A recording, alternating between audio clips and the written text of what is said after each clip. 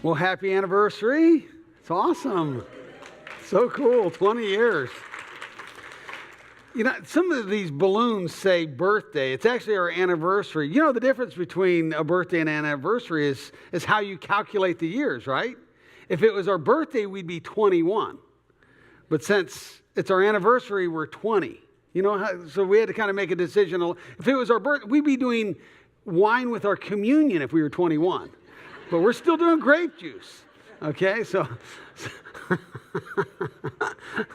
well, it's great to be together. You know, it's just been a great 20 years and a lot of it's awesome. Now, if you're new with us and this is your first time with us, this is not a typical service. And we're just glad that you're here with us. And we hope you can relax and enjoy with us and celebrate with us afterwards. If you want a shirt like I'm wearing, we're giving out shirts and we're going to have a ton of great food and some fun and just a real festive atmosphere because we want to remember what God's done over the 20 years. I mean, it started out 20 years ago when Sharon and I were just starting in our garage in our home, and then we moved to a couple elementary schools, and some of you are here that will remember that.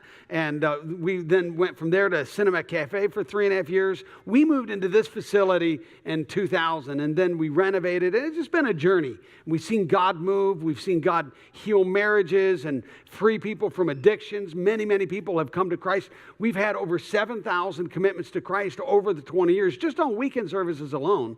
And then that doesn't include the small groups and people that take 401 and get equipped on sharing their faith. And then when they share their faith in the break room at work or at the gym or with their neighbors and all of those, obviously we can't count that. But just God has used our church to impact our community and really beyond. We've had over 1,300 people get baptized. And usually we just do it down at the ocean front. That's really cool. You go down there and just sing some songs and share a little bit about what it means to be baptized, what it means to be a follower of Christ, and people are looking on. And sometimes people just come up and they'll go, I want to get baptized right now. And sometimes we lead them to Christ right there. Other times maybe they're just wayward or they've just never been baptized, and we'll just baptize them. And we've just seen God use our church, whether it's our food pantry and the thousands of people we serve each year through our food pantry and through other compassion ministries we have have left our fingerprints. Really, it's God's fingerprints in so many lives over the last 20 years. And it's just great. And we want to thank God together. Just say, God, thanks for the opportunity to do this and to do this together. You know, I want to look at 4 ways that we thank God when we reflect back over the 20 years. One of them is just through singing. We just did that. When we sing about God, when we sing about Him. Psalm 147 says, sing out your thanks to Him, sing praises to our God. So, Psalm 100 says, shout with joy to the Lord. Worship the Lord with gladness. Come before Him singing with joy. Just when we acknowledge Him through song, there's something powerful that happens. And for us, in the Vineyard, we don't see singing as kind of like a warm-up to the preaching. You know, we see it as worthy in its own right. That just worship where we get to express our love and our thankfulness to God through song, and then how He speaks to us and warms our hearts through worship. It's a powerful experience that happens when we worship. When we kind of there's something disarming about it. It's actually pretty intimate to kind of sing your love to somebody, and we're singing our love to God. And so in some sense, it's kind of like almost maybe awkward because here you're singing, your love songs to somebody, but we do it together because He's our creator and we're His children and we kind of come together, and it just really hits a tender place in God's heart, and we're just so privileged to do that. So we love worship. It's important to us, and it's something that we want to always highlight in our church. Another way that we thank God is through prayer. I mean, just talking to Him and praying, and then letting God speak to us. Give thanks to the Lord and pray to Him, that Psalm 105 says. Don't worry about anything. Instead, pray about everything. So when we go through difficulties, storms, challenges, insecurities, fear, all those things, we come and we give that to God in prayer. And something we want to develop. You know, I know a lot of people pray But what they think in their mind is yeah, I mean, I pray, just like a little help me prayer here and there. Or maybe if I have a real greasy meal and I'm thinking I really need help, I'll pray over this meal. Have you ever wondered when you just go and get something like a Coke, you don't pray over that, right? If you get like a little muffin, what's the breaking point where you pray over food? This is a little kind of a side thing for you to think about. I don't know. Maybe $5 or more. We better pray for this. I don't know. It's your call. But we love to pray, and part of prayer for the Vineyard, for the way we interpret, we understand Scripture, is that God speaks to us. That it's not just a one-way thing where we just kind of unload and maybe he's listening, maybe he's not. We believe in a dynamic aspect of prayer, that God speaks to us. And through that flows ministry. That's why we have our prayer ministry teams at the end of the services. They come up and we gather together and pray for people because we're believing that God's going to speak to us. That we're it's not just pray over somebody, but we're going to hear God for you. Not in a weird way. We're just kind of agreeing with you. And we're not even sure we always get it right. That's why we do it in groups, because we're trying to, is this what God's saying? Because we realize, the Bible says we hear in part, we see in part. We're kind of just trying to figure it out, but we're not going to give up on it. We want to hear from God. And we believe that God will come and he divinely speaks to us. And when that happens, it's called prophetic ministry. Not that there's like one or two prophets that roam the streets or roam our church, but we all can kind of enter into that, where we see God working through healings, through prophetic ministry, through speaking in tongues. We believe and embrace the gifts of God, and that there's a dynamic to prayer, and we want to embrace that, and have over 20 years. Third area is we thank God when we give to him in giving. Psalm 50 verse 14 says, give an offering to show thanks to God.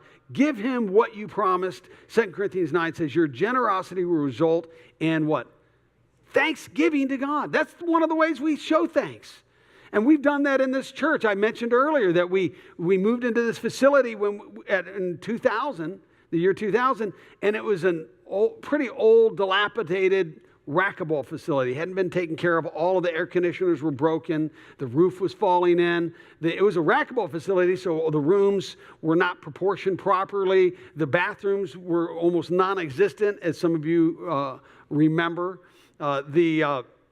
There's no electrical outlets because you didn't need that for racquetball. And so it needed some, we loved the location. We felt God was calling us here, but it needed to be renovated. First, it needed to be paid for. When we moved from the Senate Cafe, we got a loan out. So we paid that in 3 years, but it was through people who gave. People said, you know what, I'm going to give towards this. We're not going to just sit on a 30-year mortgage and just live in this dilapidated building. We're gonna give. We're gonna go without something and give this to God. And we did it together. We didn't have one person who financed the whole thing. It was just everybody kind of throwing in their hat into the ring. And then in 2006, we thought, well, it's paid off, but it's still a dilapidated old building. So let's renovate it. So we started renovating it. In the middle of that, we had the economy drop out, as you know, in 2008. So that extended that. So we just finished that just almost 2 years ago, about a year and a half ago. And we had to raise a lot of money for that. And it was people who said, you know what, I'm going to give not just for myself so I'm more comfortable, so that there's a place for other people, friends, family, people at work, people I know that want to come and hear about Christ, and a place where we can launch compassion ministry like we do with our food pantry and True Bread and the various ministries that we have that we launch and springboard into our community and help in different ways. And then, of course, in our Mexican, missions ministry, where we have sacrificially given to that. A few years ago, some of you were here when we just felt like God was calling us just to give our shoes. In Mexico, a lot of them don't have shoes. They just walk around and much less nice shoes like a lot of the ones we were. So we just decided we're going to give our shoes away, the ones we wore, to church. Now, everybody's got old shoes you could have brought, but we knew that. We thought, no, this is more about the heart. So we just kind of sprung it on everybody. Just said, we want you to leave barefoot. That's how most people live. But you're just going to have to go home and get another pair of shoes. And it was hard for some people because they brought their their expensive boots and all of these things. But we had just streams of people coming up crying, giving as an offering their shoes that they wear, their favorite shoes, to some impoverished Mexican person they will never meet. That's the heart of the Vineyard. We've seen people, this is the kind of people we are. We give our thanks, and we do it through giving. That's one of the ways we do that. And we do it we're joyful about it. We're not resentful. We're not angry. We do it because God's given to us so much, and it's just one way that we thank him back. Now, the fourth area, Sharon's going to come out, and she's going to talk about, this is when we share our testimony, okay? Would you give Sharon a warm welcome? Yeah. Thank you. All right, guys. During my prayer time a couple weeks ago, I was praying about this service, and as I was praying, God gave me a song, and it was the Gungor song, He Makes Everything Beautiful, and I think it typifies what God is doing in this church and what He would like you to hear today, His perspective. So, Clarence, why don't you play that for us?